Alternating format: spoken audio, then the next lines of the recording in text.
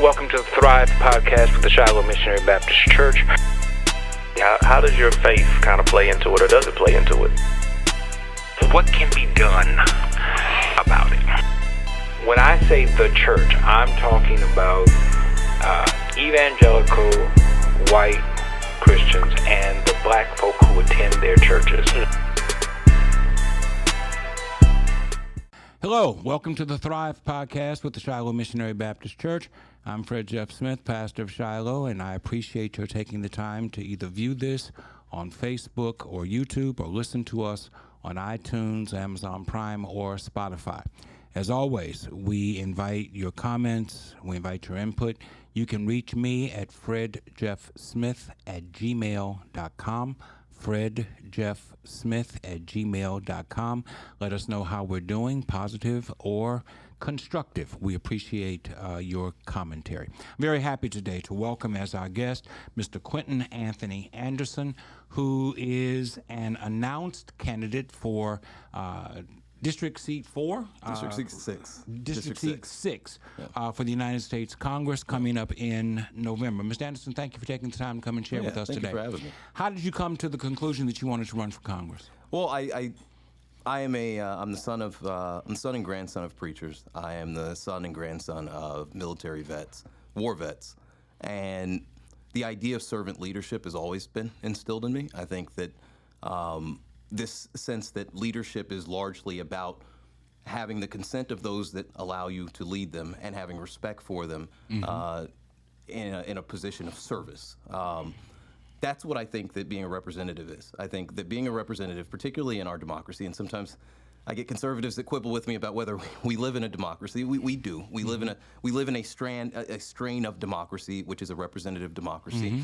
And what that means is you are trusting somebody else to represent your interests on a regular basis. The average person isn't voting on the budget. They're not voting on war declarations. The average person is going to work. They're taking care of their family. They're going home. And they are trusting the person that they've elected to represent not only their interests, but their values. And I think that this is a critical time. We just created a second majority black district. It's the first time in 30 years. We have an opportunity to show that Louisiana has moved past some of the politics of our past. Hearkening back to the vote for the crook bumper sticker and that sort of era. And we have a unique opportunity, particularly here in the Capital Region, to show that, we've grown and that the potential of Louisiana leadership is beyond what sometimes a stereotype is. And I saw this opportunity, one, to elect likely a Democrat, likely a person of color, to be a reflection of where we want to be as Louisianans, not where we've been. And I think it's important that we not simply reinforce the status quo. I think that we can do better than certain politicians who carry a certain degree of baggage, but also a certain symbolism of this is the way that things are, this is the way that things always will be, and you either get on board or you get out the way.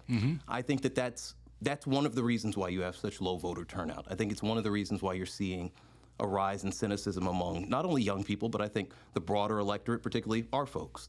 This sense that their vote doesn't matter because no matter who they vote for, it's always the same thing. And you even see it on the back end when you see candidates thinking about running for office. The idea of challenging the status quo is not exciting because you're more likely to fail. And so it's easier just to be co-opted by it, to go along, to get along. And next thing you know, you're a 35-year-old who might be young, but you don't have young ideas because in your mind, the only way that I could get in was to go along with what has already been. My campaign is a rejection of that. I think that we can do better than the current frontrunner in this race. I think that Louisianans want to do better than that. I think that, when you talk to people, they want young, fresh leadership. They want leadership that isn't bogged down by the sort of scandals and corruption that is often associated with Louisiana politics. And I think this is a unique opportunity to do that. It's a presidential election. Ideally, you're going to have higher voter turnout.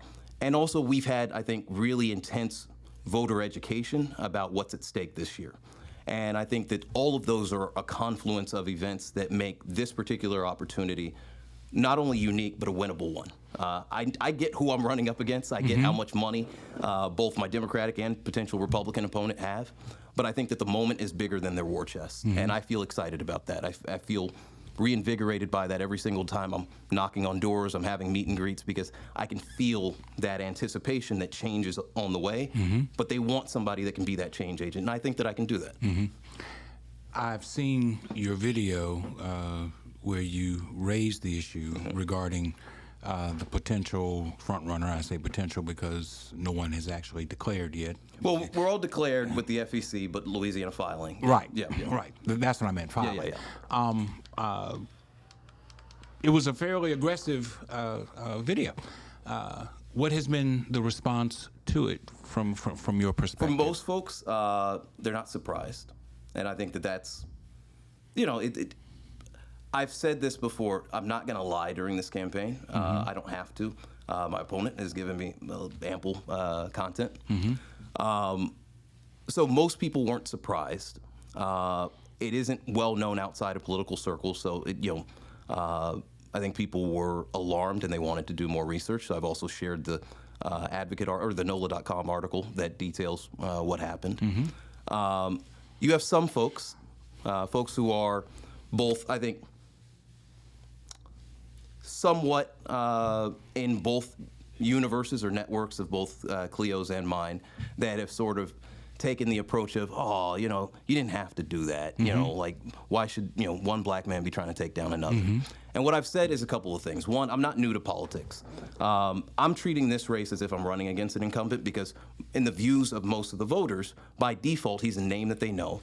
And if no other option is presented to them, they'll probably vote for him. So when you're running against an incumbent, you don't have the luxury to just make a case for yourself. You also have to draw a contrast with the front runner, the incumbent, because from voters' perspective, it's not just why should I vote for you, but why shouldn't I take the easy route and just vote for the person I was going to vote for to begin with.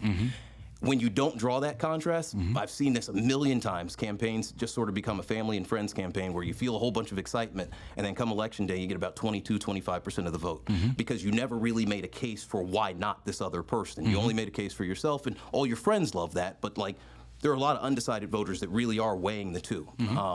And so drawing contrast is just part of politics. And if you're going to get involved in politics, especially if you're going to get involved in politics at this level, at the federal level where you're running for Congress, it's an adult sport. Nobody gets in thinking that your vulnerabilities are going to be protected. The other thing that I would say, though, is you should not be upset at me for bringing these things up. Like I said, I'm not lying about any of the things that I'm saying. We've brought up the Landry deal. We're going to bring up Edwards. We're going to bring up the fact that he doesn't live in his district, stuff like that, stuff that's public knowledge. But that's not my fault that those things exist. That is my opponent's fault. That is my opponent's lapse of judgment for not, thinking about those things beforehand and then bringing those things into elections. Now, to be fair, in past elections, people haven't really hit him that hard on those things.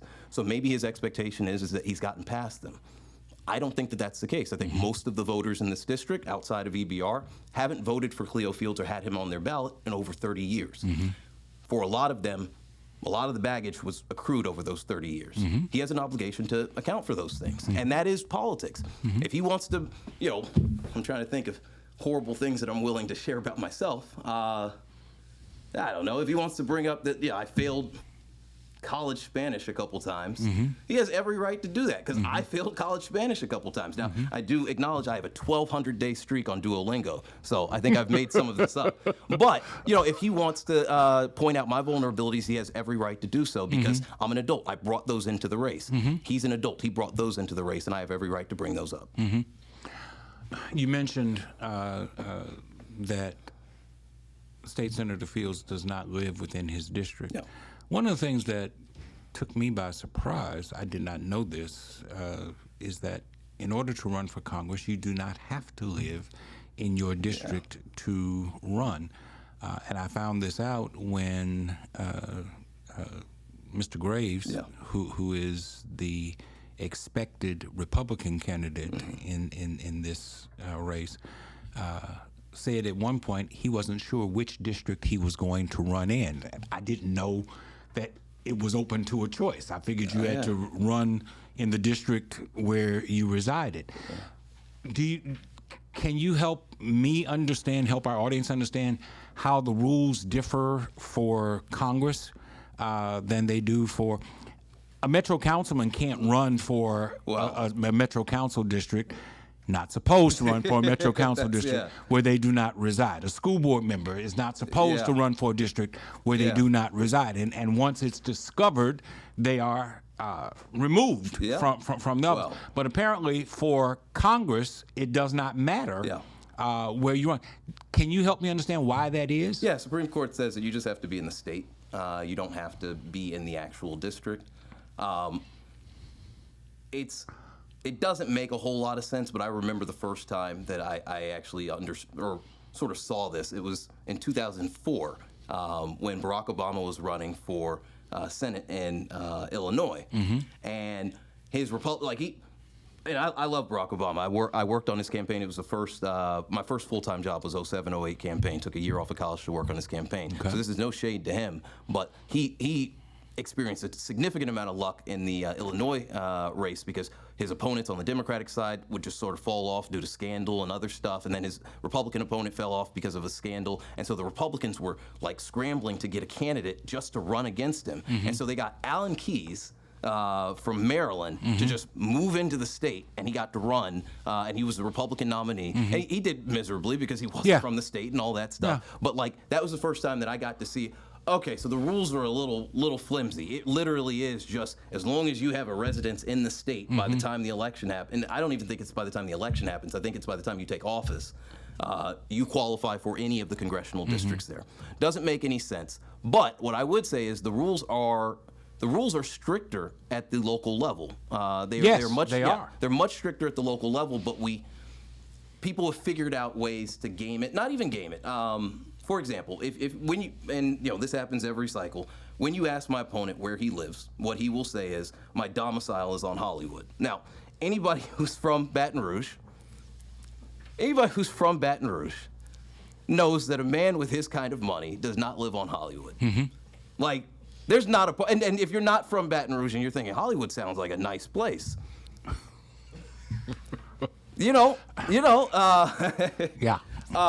with his kind of money, he would not live on Hollywood. But what he says, because the law says this, is that you have to have a domicile in the place where you run. Right. He will tell you that his domicile is there. Then when you say, well, where do you lay your head? My domicile is on Hollywood. Well, he lays his head on Highland, and not the part of Highland that, not the part of Highland that most of us live on. Yes. He lives on another part of Highland. So I think, and for me, the reason why I bring this up isn't just to like poke at people. I think that it is a reflection of your respect for the voters. If you view the voters, if the way that you sort of view politics is, let me go and find the poorest, most gullible voters, and I'm just gonna like buy a crap property there. I'm gonna tell them I'm gonna represent their interests, but like I don't even want to live in their conditions. How on earth can you represent their interests if you don't live in their interests, if you don't experience their interests? You don't go to their grocery stores, you don't have to see their bus stops, you don't have to drive in their intersection, you're not stuck in their rush hour traffic. Like your life is diametrically different than the people that you say that you represent. I don't think that that's just deception. I think that it's disrespect, and I think that it's just kind of a reflection of the cavalier, I'm not going to call it corruption, but the cavalier cynicism of our politics right now, where increasingly the quiet part is said out loud. Increasingly, people's lack of respect for both the voters and the rules is just kind of flaunted, and people get away with it. I think the worst part about it is, Pat Smith brought up the residency issue in her last campaign against Cleo Fields. And, he just kind of brushed it off and still got elected. And so there's a perverse incentive to break the rules because people realize that they can break the rules and they'll still get reelected. They'll still win. And I think that that's also another reason why I'm running, is because I do think that if you reward this sort of behavior with constant promotions, then it's only going to get worse. And the last thing I'll say on the residency thing is I know I'm not making a whole lot of friends when I criticize things like this, because there are people that like me that are in elected office that don't live in their district. And they're like, oh man, Q, I really wish that you would kind of, tone that down. And the argument is this: well, if the white folks are able to do it, then like why are you making such a big fuss about us when the white folks do it all the time? And my thing is, nobody should be doing it, and especially our folks, where it is critical that you are in tune with the interests of your constituents. It's especially important that you actually represent those interests and that you're on the ground with them. And I don't give a pass to white people for it, but I am probably even more critical of my own people for it because this is my community. These are my representatives. Cleo Fields is my senator. It'd be nice if he lived in the same district as the rest of us did. So like I see it more as I'm holding my people to a higher standard because I know that we need more. We need more from our leaders than other parts of the community. We expect more from them, and so we need them to live up to that standard. I've never been a big fan of equivocation as an argument in favor of something. So I understand your point of view completely. Let's talk about Mr. Graves for a second. Do you know whether or not he has decided in which district he's going to run? Does it make a difference to you if he decides to run against you in the 6th district? Oh, yeah, for sure. On one hand, in November, it probably makes my job, it's arguable, but it probably makes my job easier from a numbers perspective because in a 3-person race, my number for making the runoff is lower, and so that's important. But him not being in the race forces the issue for both conservative voters and white voters. And I have found that those voters, when they don't have Graves as an option, their second choice. Their second choice after Graves. And it's not on an ideological thing. I think that as I mentioned before, I think there's a lot of baggage that my opponent brings. He brings it, he brings that to the race. I'm newer. I'm younger. I'm not ignorant to how I sound, so I sound palatable to a certain block of the electorate. And so without him in the race, those voters either won't show up or those voters will have to pick between Cleo Fields or myself. I've operated as if that's going to be the case because just putting my political strategist hat on, it makes more sense for Graves to run in the 5th from a demographic perspective because that's Ms. Litlow's district? Yeah, Ms. Litlow's district. It makes more sense for him to run there because he's less likely than to have to run in December as well, in a runoff. He can just sort of run, and if he beats her outright, even if there is technically a runoff, he's still pretty much smooth sailing. Why do you think Mr. Johnson and Mr. Scalise are urging Mr. Graves to run in the 6th district and not in the 5th district? What is so great about Julia Letlow that they want to protect her and protect her seat? From your perspective, I'm just curious. Yeah, it's old school politics. He made a critical error in the sense that he did not have friends in the legislature to look out for him when they did redistricting. So he was the odd man out. Letlow had people there. He made an enemy of the governor. He did. And that's a big He chose to support Mr. Wagasback when he was running for governor against the current governor, Jeff Landry. And I understand Mr. Landry's perspective. He's a very vengeful guy, and he conducts politics in a very vengeful way. I'm curious as to why Mike Johnson's current Speaker of the House and Steve Scalise, current House Republican Majority Leader, Whip, whatever they call it, why they would take up Jeff Landry's cause in this and say, well, Mr. Graves ought to run in the 6th district, and we support him in the 6th district. So if he says, I'm running in the 5th, are they going to all of a sudden abandon their support for him? Yes and no. I think it's split. Like from a leadership perspective, I think leadership stays behind Letlow because, and understand this. What's so great about Julia Letlow? It's not so much about her. It's one that she's the incumbent for that district, and he's the incumbent for a different district. Yeah. And so if you have to choose, you're going to choose the incumbent for the district that already exists. He would then be a challenger. And from a leadership perspective, and this Democratic and Republican side, they almost always side with the incumbent. With all due respect to Ms. Letlow, she became a congressperson because she was the widow of the person who was sitting in the seat. Yeah. In the time that she has been in Congress, I cannot, and I'm not the most politically astute person in the world, but I cannot think of anything that Ms. Letlow has accomplished as a congressperson that can be pointed to and saying, see, this is why we need this person. And that's from a conservative side, from a liberal side. She's a reliable Republican vote. She's a reliable Republican vote. So Mr. Graves is not a reliable Republican vote. He's a in voting he is, but also understand that the Republican Party is a little bit more than that. He has greater experience. He does. He's been in Congress much longer. And from my perspective, because he has been my congressman, and I'm not a Graves supporter by any stretch of the imagination, but from my perspective, he has been a fairly effective congressman, and he has shown the ability to work with both sides of the aisle. You're touching on it a little bit. You're touching on it a little bit. And he has shown a history of independence sometimes that they don't. In a time where Republicans could very likely lose their control of the House, would it not make sense that you support someone who has a history of bipartisanship, of successful bipartisanship, serving in Louisiana in the 5th District, as opposed to someone who doesn't?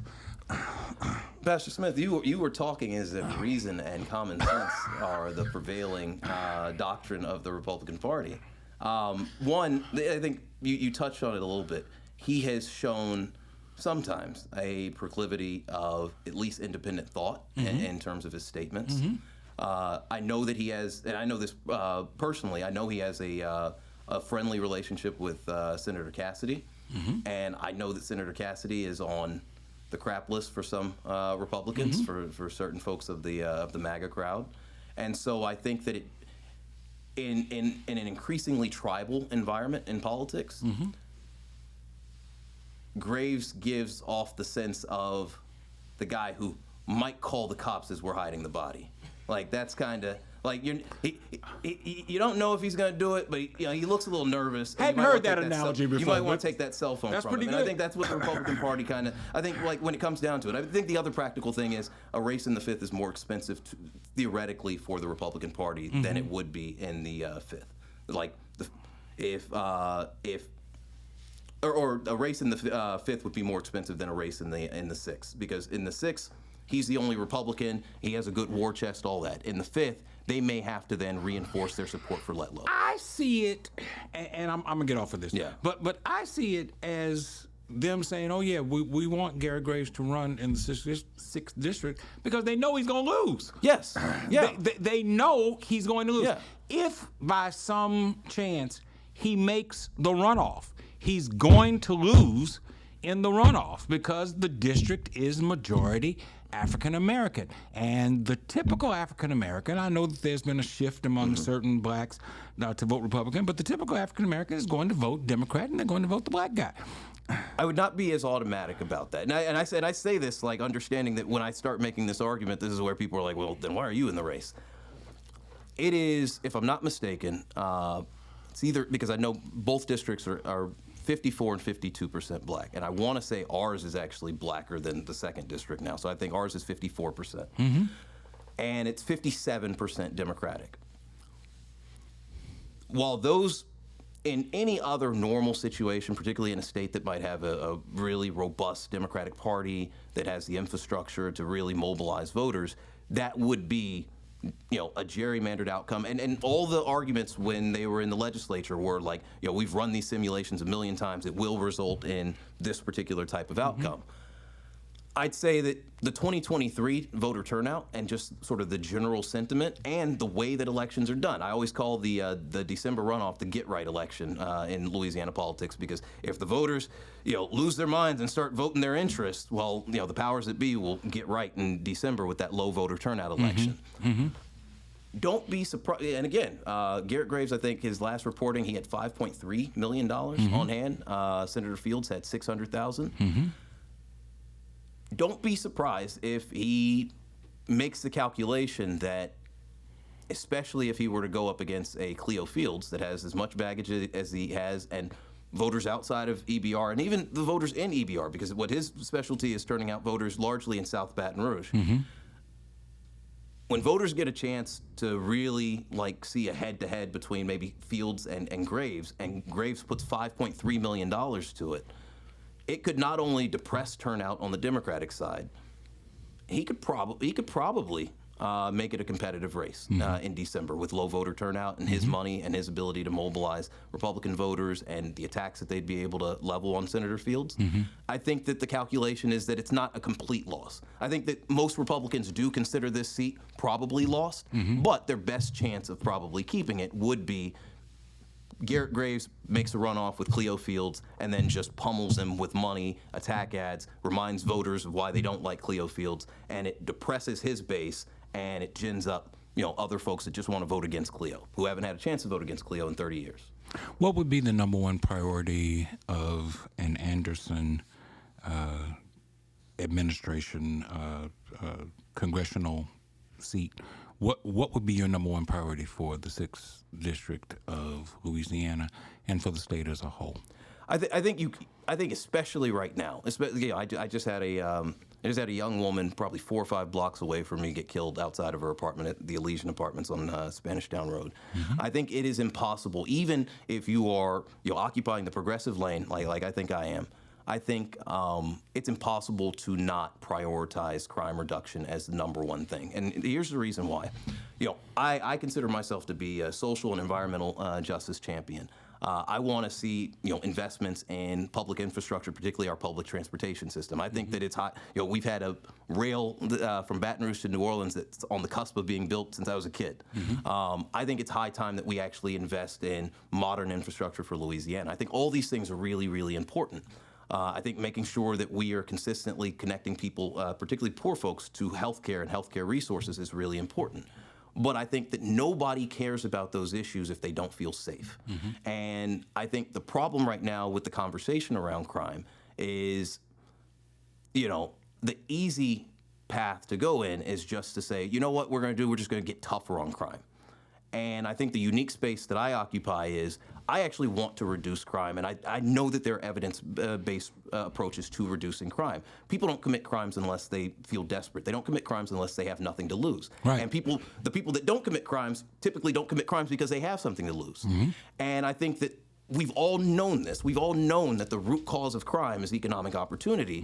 But the easy solution is always, and it's the one that it's the one that you heard coming out of the legislature. It's the one that you hear locally. It's always hire more cops, punish people longer, charge kids as adults, kill people. Yeah, as if on the back end that's going to stop the next 15-year-old from boosting a car. Like I've never met anybody that was like, you know what?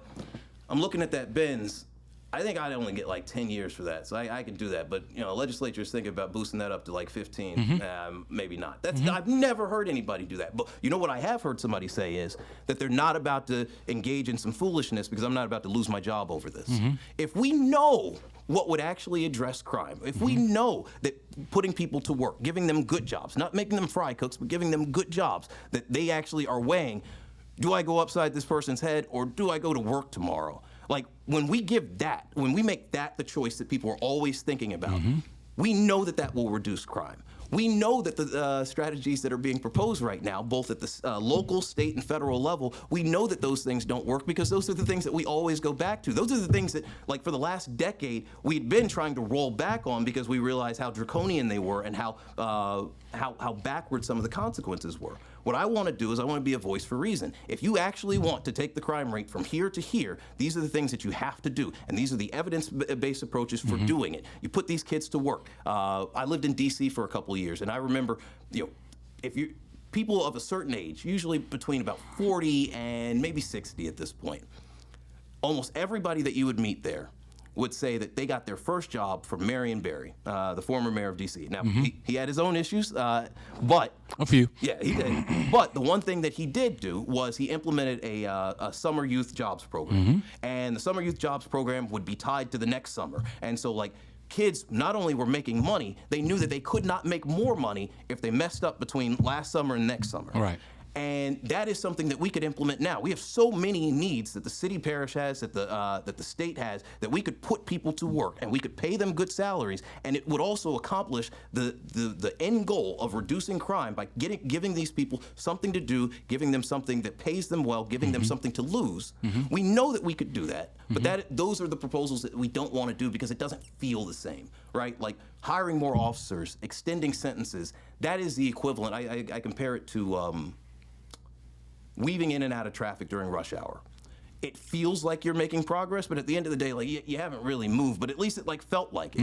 And I feel like the voice that I want to offer in this conversation is one that says, we are not going to reduce crime. We're just not going to reduce crime if this is all that we do. If we think that we're going to beat crime out of the community, we're only going to make it worse. Making a desperate community even more desperate is only going to exacerbate the things that you're getting out of it. The reason why you're seeing a higher crime rate is because the desperation in those communities is only getting deeper. If you do not address that problem, nothing else gets fixed. Like, everything else starts with addressing the desperation in those communities.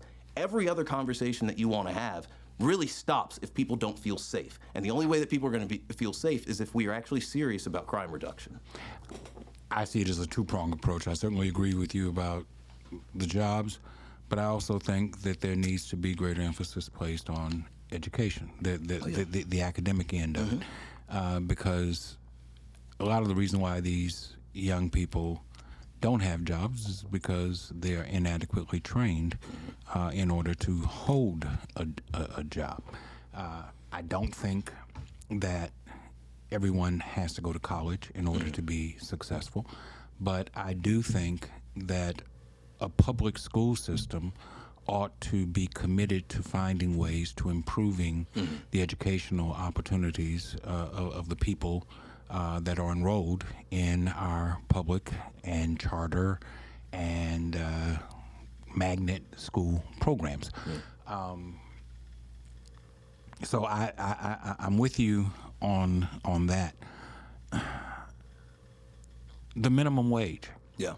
The federal minimum wage, I believe, is $7.50 an hour, and the state minimum wage is roughly the same. Yeah. Even at doubling it, which is what they were proposing under John Bel Edwards, even going up to $15 an hour, you're still asking someone to work a 40-hour week for less than $30,000 a year. It's not enough. So, and I recognize the plight of the small business person who says you're going to run me out of business by enforcing some kind of minimum wage that I simply can't afford to pay. But what can the federal government do to not only enhance job opportunity? Today's job report came out, 200 and some odd thousand jobs were added to those. And one day you're not going to have to talk about that, because every month I hear 200,000 jobs were added, and I look around and say, where? Because they don't seem to be in our community. But that's an argument for another day. But it's not just, do they have a job? Are they being paid a decent wage? If a guy has to work 3 jobs in order to get a decent wage, then he's not doing anything to support his family. He or she are not doing anything to take care of their home life. Their whole life is geared towards trying to survive. What, in your mind, can the federal government do to enhance the quality of life of poor people? Because we're basically talking about poor people. And middle income folk in this country are poor. Because the poverty level is artificially low. It's held artificially low. And you tell me a family of 4 making $27,000 a year is considered poor. Okay, so when they make 40 and it's a family of 4, they're no longer poor? Really? No, and you know the reasons why. Yes. I mean, it's tied to programs and federal. But you know, you said a moment ago, I'm not going to lie. The federal government is lying. They lie to the American people all the time. They're saying, well, we're gonna double the minimum wage, as if that's somehow going to solve. No, it's not. The problem. No, it isn't. No, and I guess I have to do this every time because I'm in campaign mode. So one of the 3 pillars of my opponent's campaign is to. He says to expand the minimum wage. I don't know what expand the minimum wage means, but I think it goes beyond just, because I'm assuming he means lift the minimum wage, raise it. It goes beyond that, like you just said. I believe in a living wage. Now, look, I will vote for minimum wage increases because I think that in the short term, like somebody that's not making enough would love to make 10, 12, 15, 16. Like they'd love to make that. But I think the ultimate goal does need to be a living wage. And what a living wage is two things. One, it is a dynamic wage that is tied to the cost of living. The living wage will not be the same in every state because every state's different. Yeah. Like, I imagine that California's living wage would be significantly higher than Louisiana's. I imagine that, Florida's living wage would be different than Delaware's living wage. But it ties to the reality on the ground, and it makes sure that people are being paid what they need to be able to survive in that environment. And we're not saying that, $15 everywhere is $15, it means the same thing. The other thing that I think a living wage does, if it's dynamic and it constantly changes based on the cost of living and inflation and things like that, is it stops this sort of, I've always thought that the biggest scam in all of this is forcing workers on a regular basis to have to go back to D.C. to negotiate for pennies in an increase. And the fact that they constantly have to negotiate for it, that it's not automatic, that it doesn't just happen, the fact that they have to ask for it is already leverage on the part of money and power. Right. This thing needs to be codified in our Constitution that it happens. It happens on a regular basis. Workers don't have to beg the powerful to being able to get fair wages. If you do that, then I think, one, it sort of eliminates this sense that workers are working at the behest of corporate America and the power, that they are the engine that drives the economy. But I think the other thing that it does is I think that it respects the dignity of work. I think that it sort of plays into the legacy of what unions have been fighting for all this time, which is that collectively you have to respect the worker if you want to respect the work. And I think that that's really important. So I'm in favor of a living wage ordinance. At the local level, I'm in favor of passing a living wage bill. Heck, if we can get it as an amendment in the Constitution, because I don't want workers to have to keep going back begging for pennies. I think that it's a scam. It's always been a scam. And I think the other thing, to address kind of the small business aspect of it, and I've waffled on this sometimes about how to communicate it, because you do want to be empathetic to the fact that for a lot of small businesses, they're barely getting by, especially when you think about the service industry, when you think about restaurants and bars and things like that, that often are not even just living month to month, but are living like week to week. I get that raising wages fundamentally changes how they go about their business. But the argument that I often give is that same argument could apply to, well, we should reduce the minimum wage so that you have greater opportunity to hire people, right?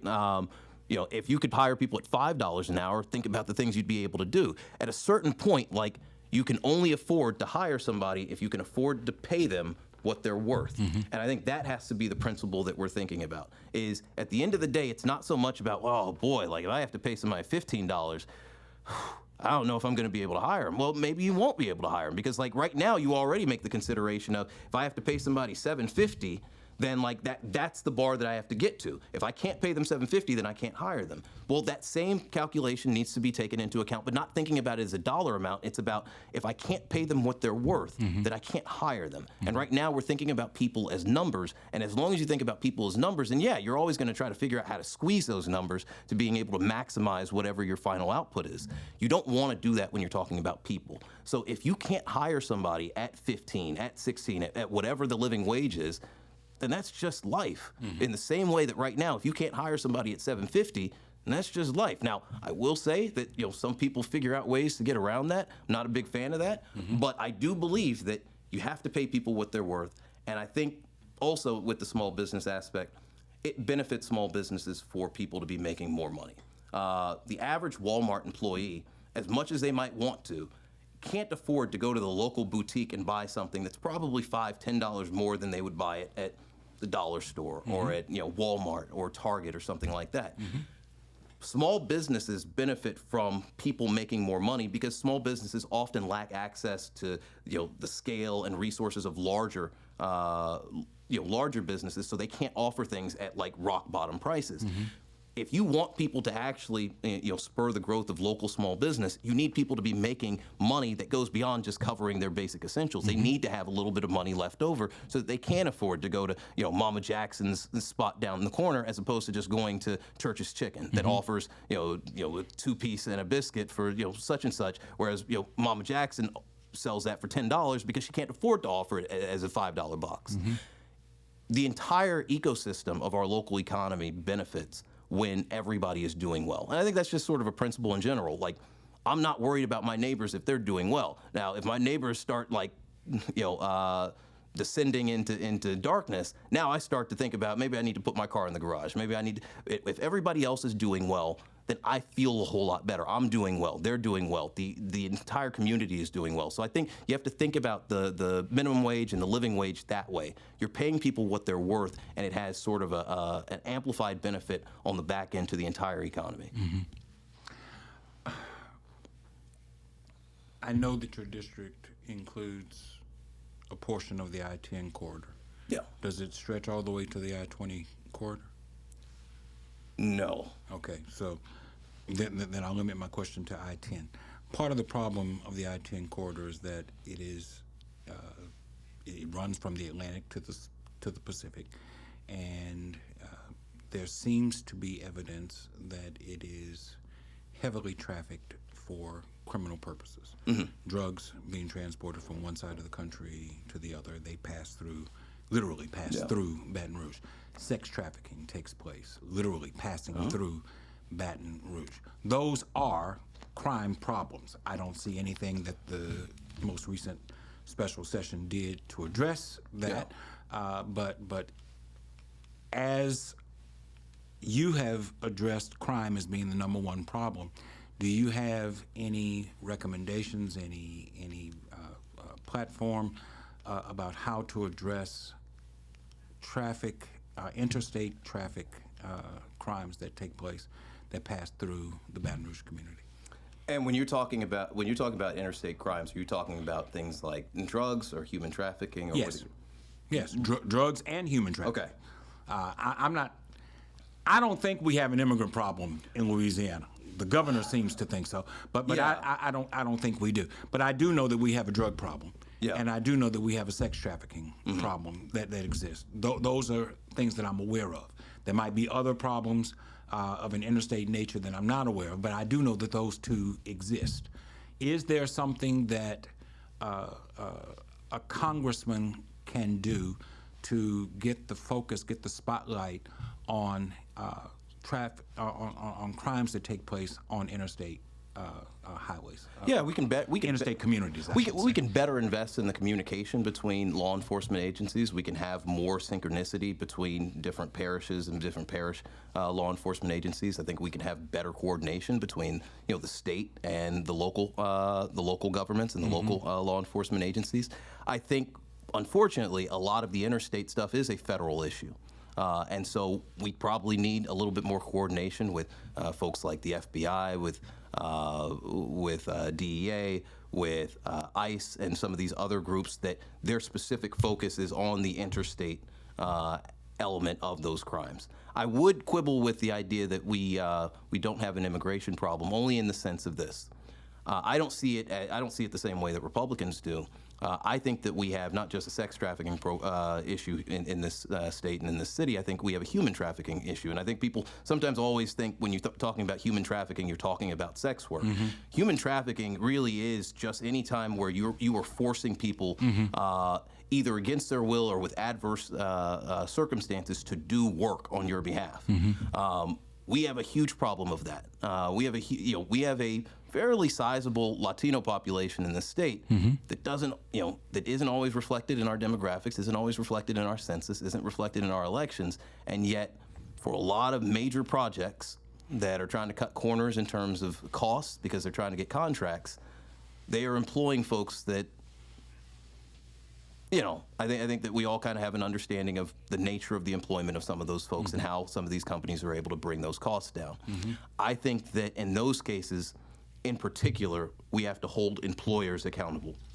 I think one of the issues when you hear people talking about immigration is they're always othering the people that are actually coming to our country, coming to our state, coming to our cities.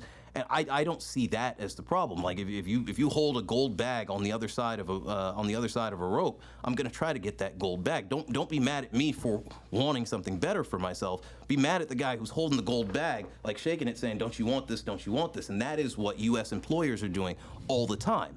And these U.S. employers don't get held to the same account as the people that they're bringing here. And the people that they're bringing here then become the faces of the immigration issue, when actually it's an employer issue. It's a government issue. The government could look more deeply into these contracts that they're issuing to companies, but instead they're like, oh, well, this company offered it at a really rock bottom prices, so this is hard to turn, this is hard to turn down. We're just going to turn a blind eye to it. As long as you have complicity on the part of the government for some of these things, you're not going to get a whole lot of accountability on them. You're not going to get the crackdowns that you want because government benefits from some of this activity. The governor and the legislature, in my opinion, threw black people a bone in supporting congressional redistricting and supporting state Supreme Court redistricting, so that there's going to be a second minority majority. I don't believe Governor Landry cares two bits for black people, but he saw it as something that will benefit him in some way further down the road. Do you think that your opponent had anything to do with the congressional redistricting that was ultimately approved? Because it did come up against a lawsuit by 12 self-described non-African American plaintiffs. That was the one thing they wanted you to know. Yeah. That was one thing they wanted you to know. We're not black. Yeah. And they were successful. Yeah. The Supreme Court stayed it, but they were successful in their suit. Which means that at least for this session, the district is going to be what it is. But that does not necessarily mean that it's going to stay that way, it's going to change in moving January. into the future. Yeah, it's going to change in January. Why do you think Governor Landry was willing to go along with this? It doesn't normally get teed up like this, so I appreciate it. So there was an article in NOLA.com. I believe it was written by reporter Tyler Bridges. Correct me if I'm wrong, if I get the author wrong, but I'm pretty sure it was NOLA.com because I keep the tab open on my computer. That reported that a deal was made between Cleo Fields and Jeff Landry in 2023 ahead of the election. Cleo has traditionally played a role of helping gin up black turnout in Baton Rouge for statewide elected officials. He did it for Landrew. He did it for Edwards. Typically, he's done it for candidates that he thinks are going to win, Democrats that he believes are going to win. And the deal was made that his turnout effort would be less than enthusiastic in 2023 for Sean Wilson. Which also I consider this to be kind of ironic that, kind of the apex of Cleo's career was that he was the first African American to make a gubernatorial runoff, and then he kind of cut at the knees, an African American running for governor, but that he would not help turn out the black vote for Sean Wilson in Baton Rouge, and in exchange that he would get a leading role in helping draw up the congressional district, draw up the congressional maps. For 2024. And that was court ordered. So the Republicans were sort of in a bind because the court had told them that they needed to redraw these maps ahead of the 2024 election. So Republicans already sort of had this conundrum that they needed to deal with. So what they were looking for was the best case scenario. And the best case scenario was finding an ambitious, I won't call him selfish, politician who would be willing to sell out the governor's race in exchange for singular interest. And with that singular interest, as long as he got to control pretty much the district that he wanted to run in, the 6th district, how that was drawn up, that Republicans could kind of have control over the rest of the makeup of the map. So in a sense, it was a deal for one person that kind of sold out the rest of the state. Because mind you, that this deal was made after, all the Republicans with their hair on fire were trying to say, look, any other Republican other than Jeff Landry, like, he's just the least qualified, he's crazy, there's something wrong with him, just any other one besides him. And what Cleo saw was a partner, a deal-making partner. And I think that's, if you're worried, because soon concealed carry is going to go into effect, if you're worried about some of these horrible policies that just kind of got rammed through the legislature the last 6 months, and we all knew that they were going to happen because, Jeff Landry was very open about what his agenda was going to be. If you heard all of those things and you knew that the prospect of those things was going to happen, and the only thing that you were thinking about was, boy, I need to get back to Congress, though, I think that it's an indicator of how you would go about deal-making in Washington. And especially, look, I support Joe Biden. I think that Joe Biden's going to win, but I think there's a 50-50 chance that Joe Biden doesn't win. Going back to Washington in the age of Donald Trump, with those sort of proclivities for being willing at the 11th hour to say, you know what, screw the people, I'm looking out for me, I think that that's really important. I think that's important because there are going to be some really, really critical debates that are happening in Washington the next 2 years.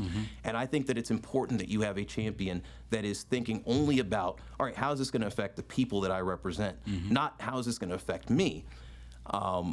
I think it, I've called it a devil's bargain because I think that it only benefits one person. It only benefits him if he wins.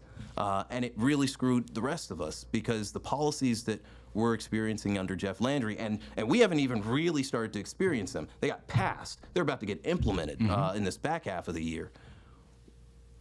When you are worried about your son, being perceived as having a gun no matter where he is, even though, he's not even old enough to have one, because of this concealed carry law, understand that those proposals, those policies, were evident long before Jeff Landry got elected, and yet Cleo Fields didn't see anything wrong with those policies being implemented if he could go to Congress. And I'm going to tell you right now, if I go to Congress, there's very little that I can do in Congress to prevent the presumptions and the impacts of the concealed carry law that were passed here in Louisiana. So it wasn't even one of those situations where it was like, all right, maybe some pain on the short end, but then I'm going to get to Congress and I'm going to fix all of this. There is almost nothing that you can do as the 435th congressperson going into this next session to prevent the things that you allowed to happen here in Louisiana. So when I call it a devil's bargain, I don't even know if it's a devil's bargain as much as it just felt like a Sophie's choice. I mean, it really was it was a selfish move. I said I wouldn't call him selfish. I won't call him selfish. I'll say the move is selfish because I think that it really was only thinking, boy, I had a good time those 4 years in Congress in the 90s. I'd really love to go back. What do I have to do it? Oh, just like sell out this brother? I got it. And that to me is more upsetting than even like the stuff, the Edwin Edwards stuff, because he wasn't in office during that time, or the district stuff, because that's it's almost par for the course here. That to me was an indication so close to when he wants to get elected to this seat, that this is how he thinks about things. This is how he thinks about the people. He thinks about the people as pawns, and that really the ultimate goal is his personal ambition. I think that's a problem. Did John Bel Edwards sell out Sean Wilson? Say that again? Did John Bel Edwards sell out Sean Wilson? I think the entire because he said this is the guy that you should vote for. And then you never heard from him again. And I supported Governor Edwards. I supported him twice. And by and large, I think he was a good governor. Don't agree with everything he did, but I certainly think that he was a tremendously better choice than Bobby Jindal was. And I think he's a much better choice than the current governor that we have now. Yeah. But I didn't see a whole lot of support. I didn't see a whole lot of rallies where John Bel Edwards said, this is the guy and you should vote for him. I didn't see a whole lot of John Bel Edwards surrogates going out saying we should support Sean Wilson. I saw Sean Wilson, who, with all due respect, does not have the strongest charisma in the world, out there trying to promote himself. Sean Wilson never held a public office in his life. Everything that he got because he was appointed to it. Well, when you go from being appointed to having to run for it yourself, it's a completely different ball game. So, did the governor set up Sean Wilson to fail by failing to support him once he said, I endorse him for governor? I think it's twofold. I think the Democratic Party of Louisiana failed Sean Wilson. I think that is, and that can't be understated. The Democratic Party in this state is, and I won't say is because I want to give Chairman Gaines and his new team a chance to, implement their vision. But the Democratic Party in Louisiana has traditionally just been almost non-existent. It's almost been an insult to Democratic voters. So traditionally what is supposed to happen in a party system is once you're either the nominee or you are the candidate, there is supposed to be an infrastructure that the party has in place. They're supposed to be able to turn out their base voters, like they're supposed to amplify your efforts. That is not what happens here. When you become the Democratic candidate here, they give you a certificate and a pat on the back and they tell you good luck. And you still then have to go to individual Democratic officials and ask them for their endorsement, and they may or they may not give it to you. You are on your own in this state as a Democrat.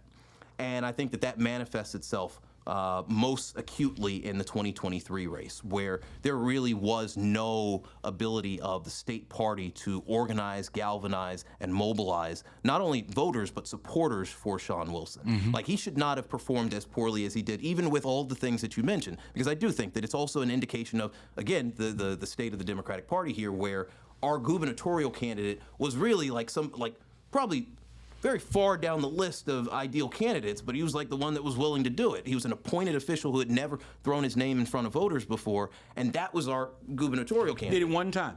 In Lafayette for a Metro Council seat or a City Council seat. But nothing at the state level. And nothing at the state level had not established, your transportation secretary is not going to be the face of your administration. So it's not like the name recognition was there.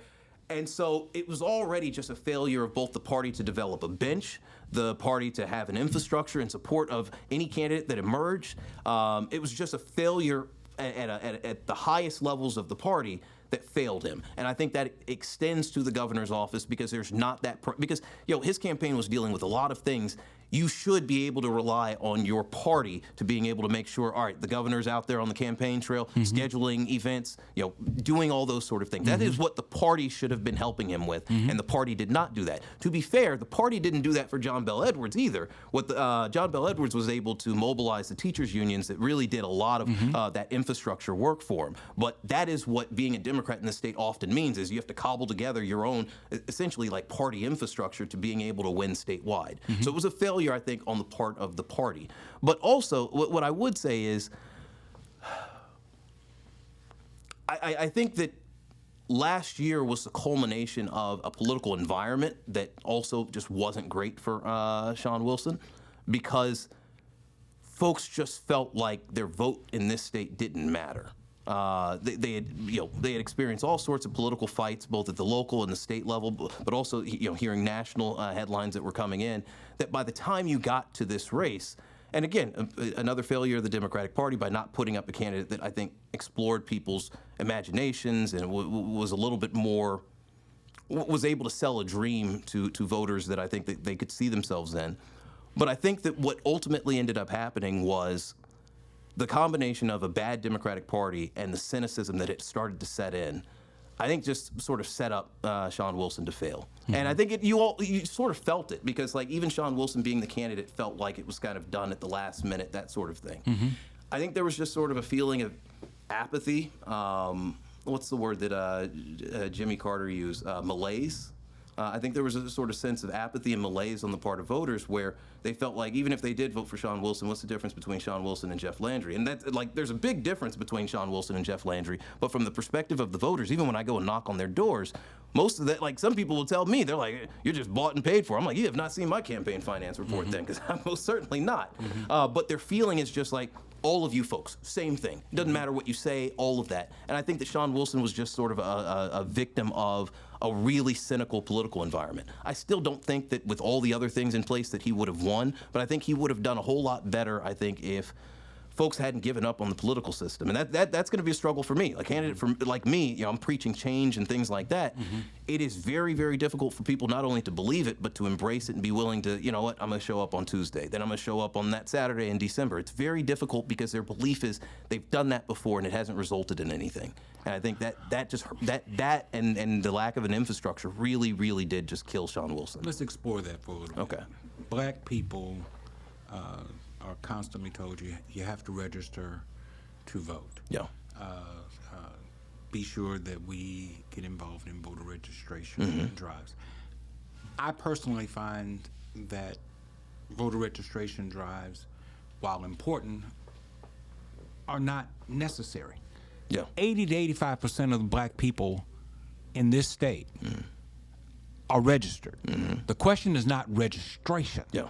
The question is motivation to actually go to the polls. Yeah. Mr. Wilson did not lose because blacks weren't registered to vote. Yeah. He lost, and lost big, because blacks chose not to vote. To me, that's the question. It's voter apathy, which you're talking about now, and particularly among younger blacks.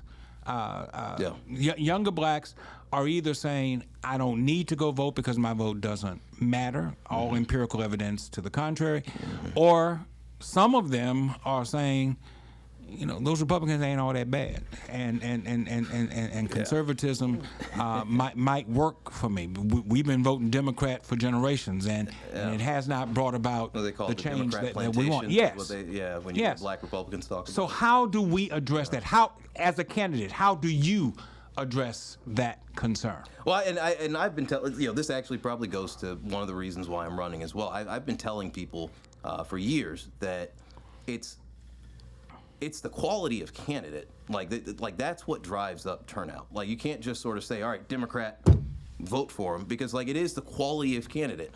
I think my generation got spoiled because Barack Obama was this sort of elevated figure. He was a great orator. He kind of had he just had the it factor. And I think that for a lot of that was my first election that I voted in. For a lot of folks, they were like, all right, so that's what I'm looking for. Like I'm looking for that. And if that doesn't pop up, then I'm not voting, because they often also feel like their vote is like it's an honor to give you my vote. You have to earn my willingness to show up to vote, as if like their interests aren't on the ballot every single election.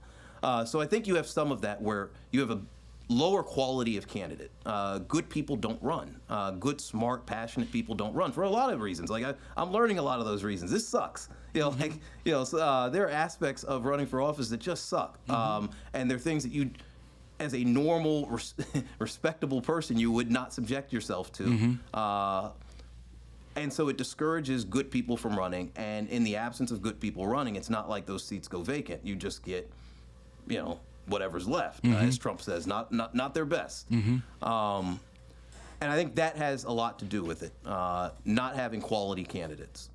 The other thing, though, is I think that when people get elected, and I'm in favor of things like term limits and other ethics things that I think would make it so that you're not keeping people in office where they're now looking out for their interests. But I think that often becomes the case as well, where you elect people, and we talked about this earlier, they get rewarded for not doing anything.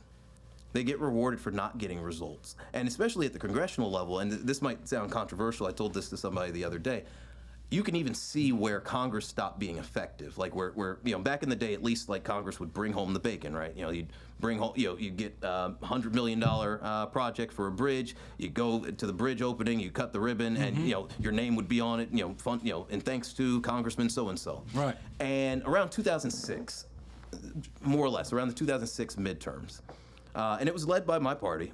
We could sort of went on this purity push where we wanted to get rid of pork barrel spending. That's what it was called, earmarks. Where the bill is to, I don't know, let's pick something mundane. Bill is to make the Comey diversion canal. Let's pick that since that's relevant to where we are. Okay, so you pass that bill, and let's say it's a clean bill. Well, let's say when you introduce it, it's a clean bill. What would happen is 200 legislators would add $50,000 project Correct. here, $30,000 project here, Correct. that sort of thing, right? And until by the time you pass it, like the one thing it was for is dwarfed by like all these other things, even though that's like the lead headline. And we all hated it. We were like, "Oh, this is awful. This isn't what government is supposed to be. It's supposed to be like how Schoolhouse Rock, tells us how to pass a bill." I'm just a bill. Yeah, yep, exactly, right? That's exactly how it was supposed to be. And I think in the years since we got rid of that, and I'm not saying that like I'm in favor of like perverting our legislation, but I'm in favor of using common sense. Prior to us getting rid of that, what you'd have is somebody like a Ron Paul, who for 364 days of the year would just stand on his little isolated hill, and he'd vote against every bill that Republicans would pass, and he'd say that you guys aren't real conservatives, and all this stuff, right? He caused all sorts of a ruckus because he got to live on his little island. But then when it was high time to pass the budget, Republican leaders would be like, "All right, Ron, what do you need? Yeah. What do you need in your district? You want this research center? All right, put in this research center. Now vote for the budget." And what it allowed you to do was you got to corral the handful of crazies that were just there to make a point, and everybody else, whether you agreed with it or not, was there to bring home stuff to their district. I think what you've gotten now is an increasingly polarized and ideological Congress where nobody is sent there to actually get any results, so they're there to make a point. And for the Republican side, the point is not to allow any democratic policies to advance, and also, undergirded by their supposed ideology of small government, low taxes, and all that. They were just incentivized to just go there and troll and not get anything passed. And Democrats are incentivized not to compromise, but to just take the most extreme positions that fire up the base. And nobody is incentivized to compromise, because what does compromise get you? It's not like you're going to get a bridge in your district. It's not like you're going to get this. Like, everything is ideological. The only bills that pass out of Congress these days are, continuing funding resolutions, sometimes a budget, if we're lucky, defense funding, stuff like that. Nothing else. Nothing else passes, and it's largely because people were sent to Congress to make points. And I think the worst thing is that has trickled down to the voters. They recognize that they're not seeing any results. They recognize that people are just being sent to not only just the federal legislature, but to the state legislatures, because the national stuff trickles down. They recognize that all that's happening is a bunch of people making headlines, making statements, but there are no results. They see the lack of investment on places like Florida Boulevard, which has looked the exact same for the last 25 years. Yeah, but Florida Boulevard is not North Baton Rouge. No. I get frustrated when something happens. The Amazon Center is not in North Baton Rouge. It just happens to be on the north side of Florida Boulevard. It's the Mason-Dixon of Baton Rouge. Rouse's is not in North Baton Rouge. And when they play it up like, look at this investment in North Baton Rouge, it's a lie from the pit of hell. They go about 100 feet past Florida Boulevard. It's 10 feet Yeah, no, past, you're right. And they call it North Baton Rouge. Yeah. It's a lie. Yeah. I've lived here all my life. I know what North Baton Rouge is. And North Baton Rouge is suffering. Oh, yeah. There is no investment. There is no infrastructure. There is no development taking place in what is really North Baton Rouge. Yeah. So that lie that they tell is extremely frustrating and angering to me. But because I just experienced, because as I've been driving through the district, when you see gerrymandering up close, and it ties to what you're talking about. When you see gerrymandering up close, I have an app on my phone that just like shows the district and shows me traveling in it in real time. One of the things that often happens when they create black districts is they take out all the valuable tax assets. So when you're driving through the district, especially if you're from Baton Rouge, but if you're from any of the areas in the district, because when I was in Shreveport, I did this as well, you can see, like sometimes it'll be some beautiful mall that is in the area that should be in the district. It's just drawn right around it, and it feels like People don't trust black districts with valuable assets. So when you drive through this district, I went over to LaBerge the other day, and literally LaBerge is just drawn out of the district. Everything around it is there, but LaBerge is drawn out. LSU is drawn out. Obviously, Seguin Lane, not in there. Mall of Louisiana, not in there. It just kind of, what you were talking about just kind of reminds me of, none of this stuff is happening by coincidence. They are purposefully sort of trying to associate majority black areas with disinvestment and poverty. And unfortunately, like, sometimes we'll take those deals. We'll take those deals if it means, like, you know, small steps forward, even if it in the long run has meant, you know, huge steps back. So I'm not stupid. And I don't think that the average black voter that I come across anyway is stupid. And they logically, rationally ask themselves, you keep telling me go to the polls, you keep telling me to vote, you keep telling me that my vote matters. But we have been systematically gerrymandered out of everything of value in my district, and yet you keep telling me to go vote. And what they don't get through the gerrymander, they get through these community block grants that were meant to incentivize low-income areas, but have been used by others to get what they want, or through minority contracts where you say that a woman is a minority, and white men are putting their white wives and girlfriends up as owners of businesses that are really not minority or women-owned businesses. The worst ones are like and they're getting all the money because black businesses don't meet the criteria. All this talk about we're doing minority contracts, but then nobody looks at the fine print where you don't meet the financial qualifications. You can't get a bond. You can't get the proper insurance. You don't have the proper revenue. You don't have the proper experience. And so they say, well, we meant it for you, but sorry, you don't qualify. But this company that got started 2 years ago, and they put a white woman's face, a white blonde woman's face up there to actually run it. But all the money is coming from white men who have invested into that to make it work and signed all the paperwork. And they say, well, somehow that person is qualified and these people are not. People see this going on, and they keep saying, why you keep lying to me? Why you keep saying if I go and vote, my vote matters? And I understand. I have not missed an election since the age of 20. I have not missed an election. I vote. I believe in voting. But I'm also frustrated. Because I see where my vote is being watered down and diluted by a system that is designed to keep me from reaping the benefits from the votes that I have cast. What's your response to that?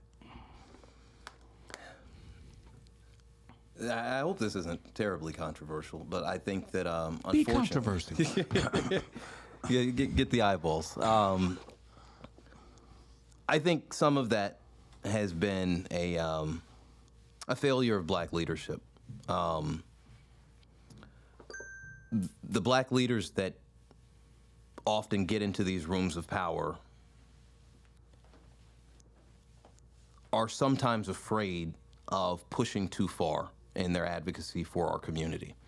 Some of these leaders still take into these rooms this feeling that they are a guest in somebody else's house, that it is that they're lucky to be in the room and that they don't want to do anything that messes it up. And so when they are approached with these sort of backdoor deals of like otherwise good legislation, they accept it because they're like, oh, well, you know, what else am I going to do? I'll give an example that's relevant to my career.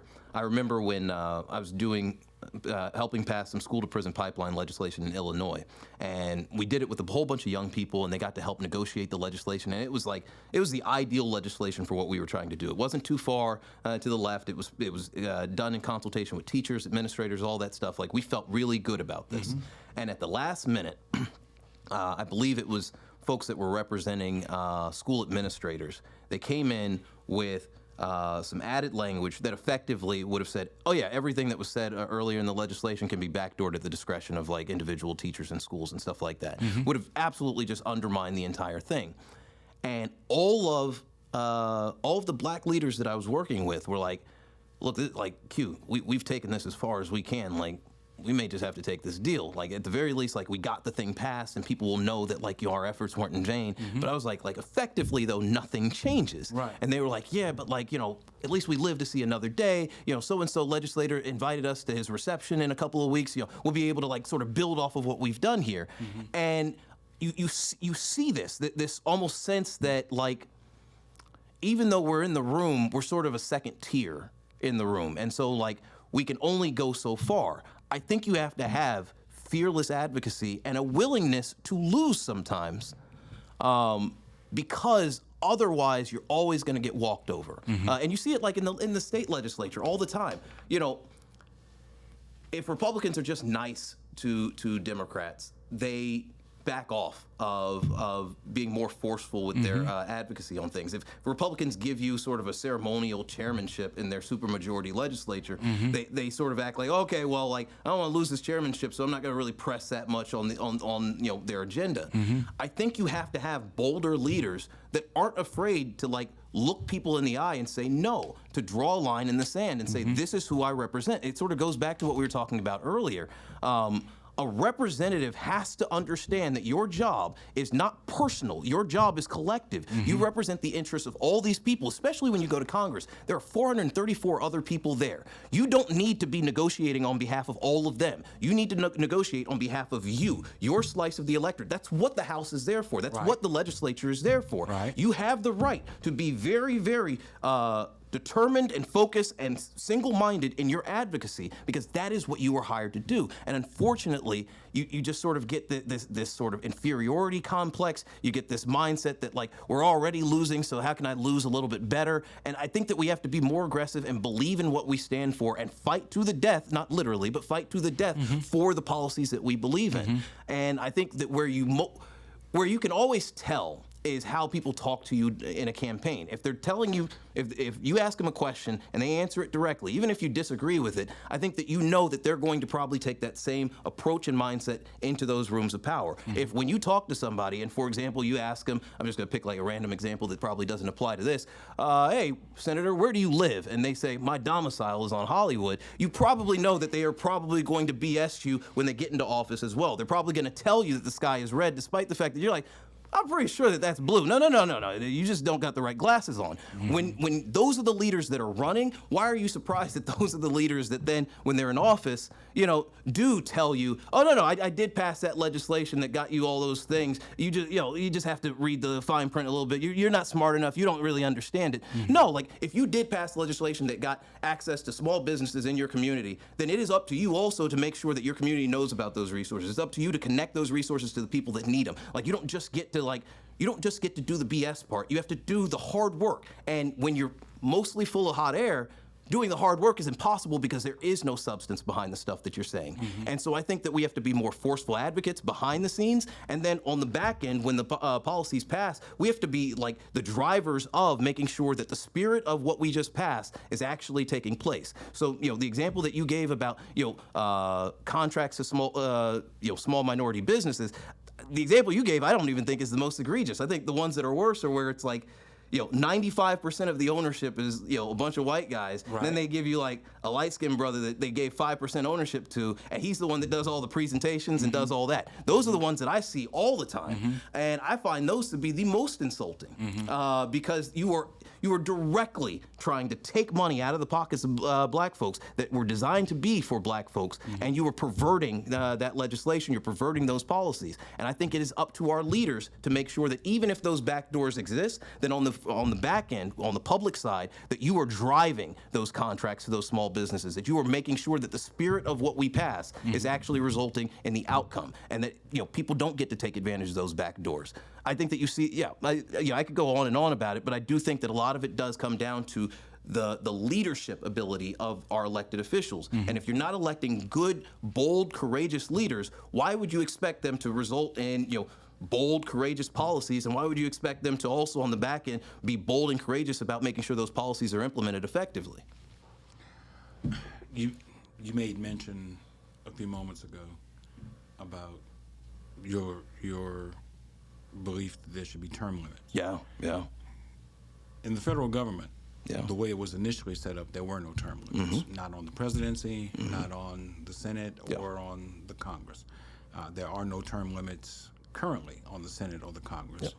Franklin Roosevelt messed it up for the presidency, and after the fourth term, they said, no, we're not going to let that happen anymore.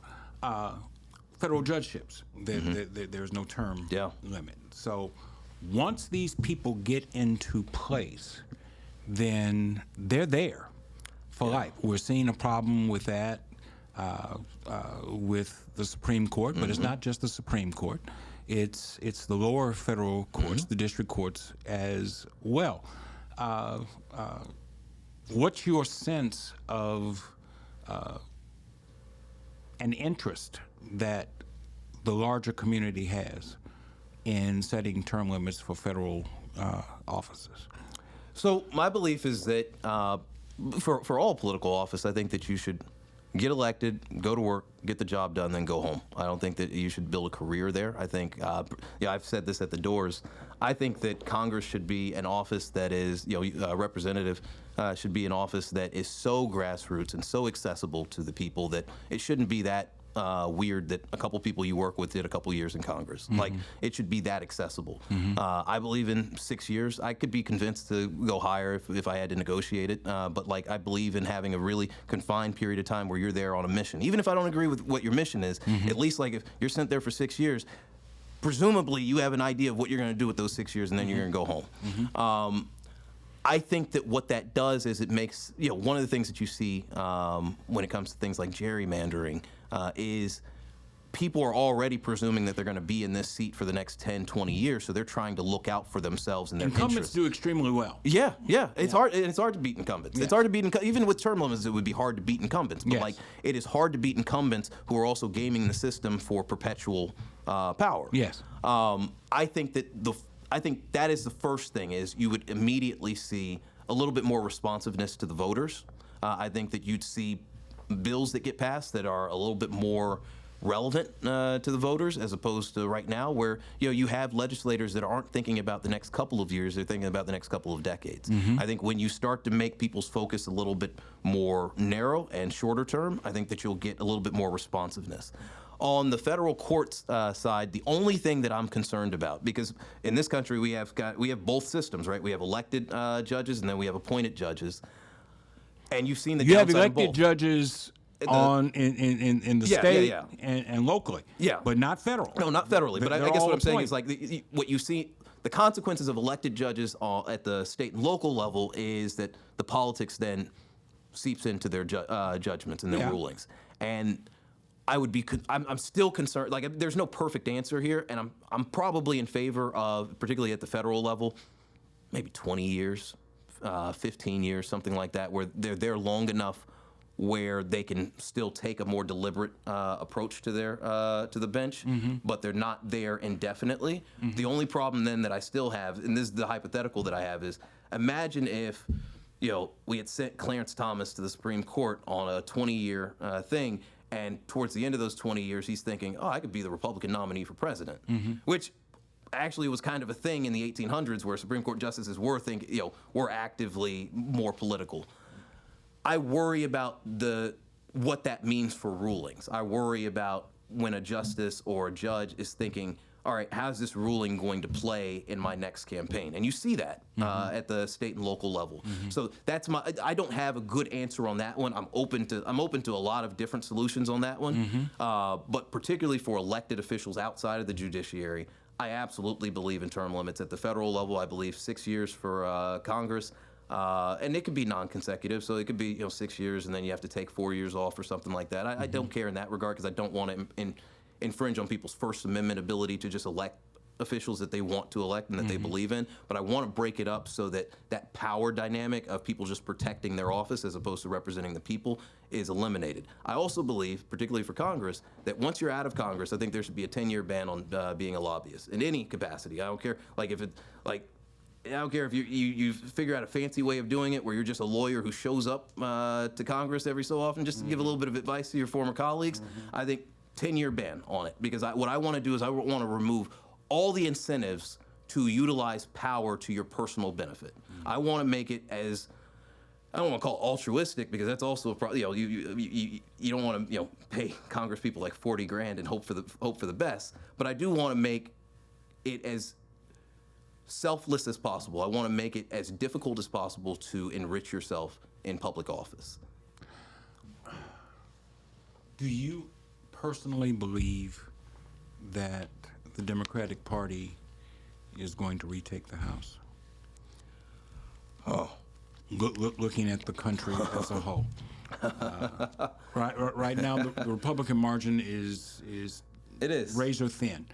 And it seems like there is a potential for the House to flip Democrat. Yeah. Of course, the concern is whether or not the House can retain the Senate. But I'm just curious, from your personal observation, what are your thoughts regarding that? Especially since you'll be going to Congress, should you be victorious. Yeah, I mean, obviously, ideally, I'd love to go to a Democratic majority, because at least you have more likelihood of getting something done when you go there in the majority. I probably take sort of a not popular opinion in terms of, like, I don't think that it's one that is shared by most people. I think that we are more likely to take the Senate and lose the House. Because you have the Senate. Well, you know what I mean. Like, keep but lose that. I don't think that we're going to.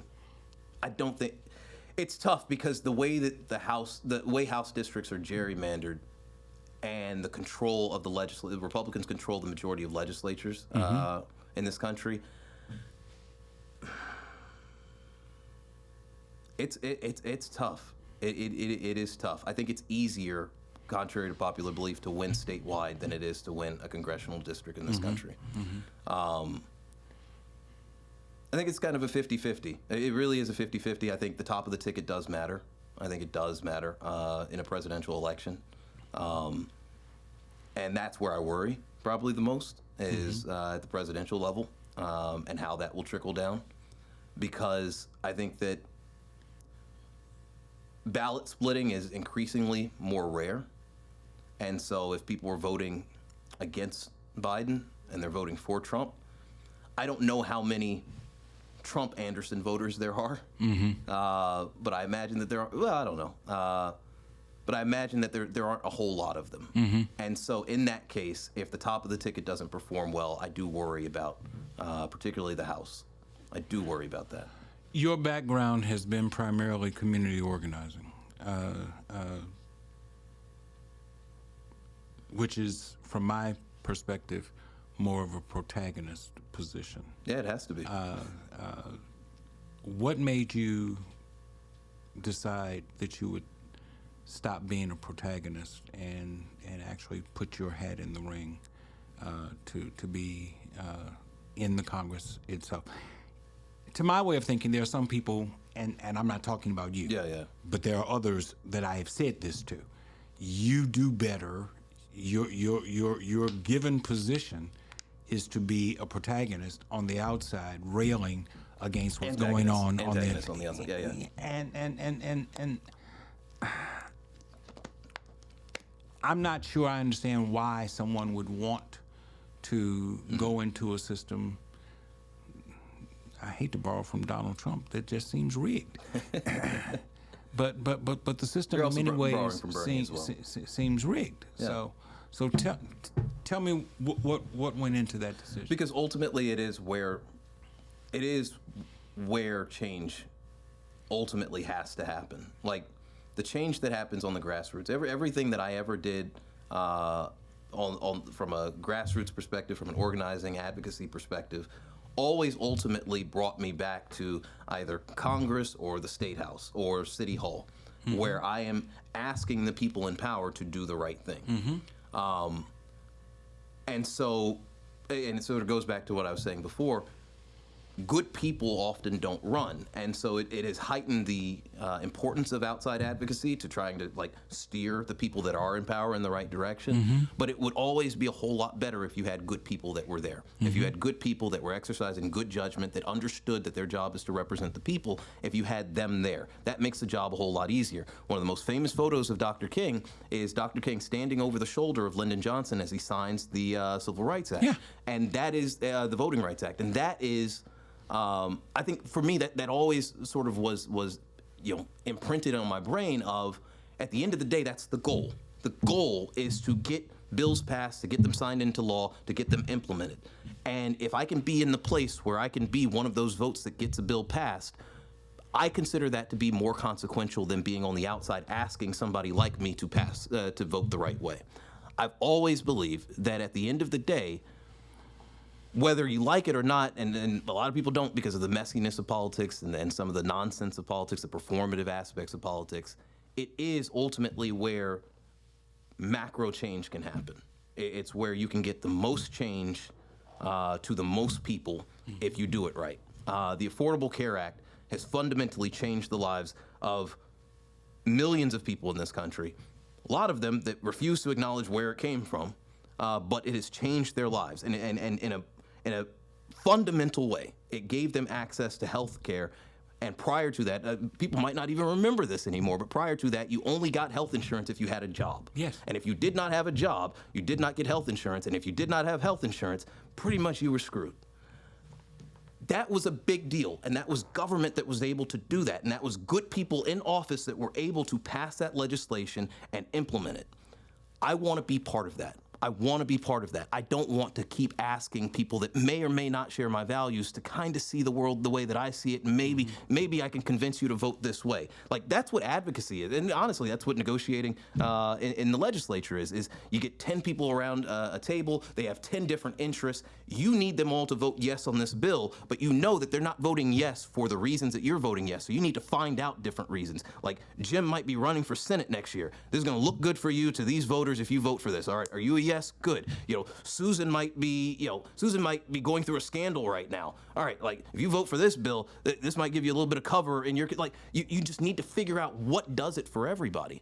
And that, to me, is more, I want to be one of those people at the table. I want to be one of those votes that you don't have to worry about. I want you to know that I'm going to vote the right way. I'm going to be pushing the agenda. And then you just worry about the other 9. That's kind of the way that I see it. I think that when you're at the table, you can make the most change. You can also make the most damage when you're not the right person. But I do believe that when you're at the table, ultimately, you're making more change than just sort of like being outside, knocking on the door and asking, hey, are you guys considering this? Well, I hope that you are. And then hoping for the best when the doors close. A couple more questions. And I appreciate your time. Yeah. We went past the 20 minutes. There we go. There we go. I'm 62 years old. Okay. The bridge that crosses the Mississippi and on Interstate 10, we laughingly call the New Mississippi River Bridge, and it's 60 years old. It was built when I was 2, I believe. What are we going to do to get a second bridge across the Mississippi? I'm not talking about the one that's up there. In North Baton Rouge. I'm talking about, in my lifetime, I saw them build 2 bridges in New Orleans to cross the Mississippi River. They had one, they built one right next door to it. Why is it so difficult to build a second bridge to ease the traffic problems that exist in Baton Rouge? Oh, it's not just the bridge. That'd be, I think. No, it's not just the bridge, but to me that seems to be a major issue. Yeah. What I'll be dead before they build another bridge. Hope not. That'd be a tremendous failure on our part. I think it in the same way that you almost have to be, you have to make it a single issue, particularly in Congress. Like, you have to be that laser focused on the infrastructure dollars that come here. Again, this also goes back to what we were talking about before. If every bill is clean, then it makes it a little bit harder to being able to just get a clean infrastructure bill. It's going to probably be part of a more comprehensive, like the Build Back Better plan and stuff like that. It's probably going to be part of something like that, which makes it a whole lot harder because now you're talking about moving, heaven and earth in terms of the government to being able to get these individualized projects. But I do think that it does require singular advocacy for it, and oftentimes because things like this only get passed in big bills, it just kind of gets lost in the shuffle. For you, it's that bridge. For me, it's the rail system between New Orleans and Baton Rouge that has perpetually been proposed, and everybody knows that it would be effective. But well, every time they get close to the railway thing, which, to be quite honest with you, forgive me, Mr. Spain, it doesn't matter to me a whole lot because it's not something that. No, I know, and everybody has a different. I'm not going down to New Orleans and not have a car. Yeah. But I want a car when I get down. But I would New say Orleans. though, it would I think people don't understand how it would fundamentally change the dynamics of Southeast Louisiana if that became, like, right now the way that we think about it is, why would you go to New Orleans without a car? But like if we actually not only had that rail system, but a comprehensive public transportation system both here and a better one in New Orleans, I think people would think about it differently. I think people right now, you were thinking about it in the world as it is. In the world as it is in Louisiana, there are very few places I'd want to be without a car. That's a failure, I think, on our part of exploring people's imagination about what's possible. I interrupted a little bit. New Orleans, I lived in New Orleans for a period of time. New Orleans' mass transportation system is infinitely better. And it still sucks. And it still sucks. And the infrastructure of New Orleans was infinitely better suited for mass transportation than it is in Baton Rouge. More urban environment. I was one of the few people who was not in favor of the Cats tax the first time or when they scaled it back the second time because I knew that Baton Rouge infrastructure was not designed for a successful bus system. The streets aren't wide enough. The routes were not sufficient to meet that need. So we passed a tax, but we didn't do anything to fix the infrastructure. Now we're talking about running trains from Baton Rouge to New Orleans, and I'm sure that for somebody that would be a wonderful thing. But if you don't fix the infrastructure problems, and if you just say, well, we're going to put a train down here, it doesn't really solve the problem. And quite often, I find that we in Louisiana and in Baton Rouge put the cart before the horse, and we say, well, we're going to get this new toy, but we ain't going to fix anything that goes along with the toy. We're not going to accessorize the toy. We're just going to put this new toy on these old tracks and roads, and then you get frustrated because it doesn't work. I've seen that happen more than once. I've lived long enough.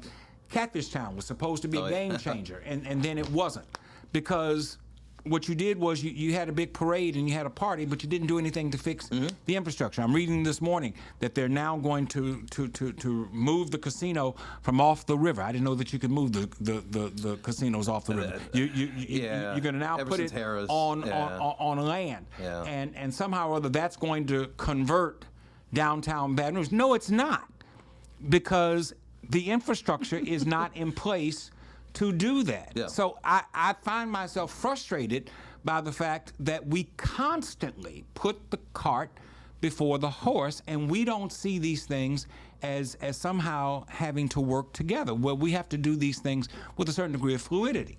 And so 20 years later, we're still talking about putting a second bridge over the river, or maybe putting a loop around Baton Rouge, which I know will never happen in my lifetime. I don't think it'll happen in my children's lifetime.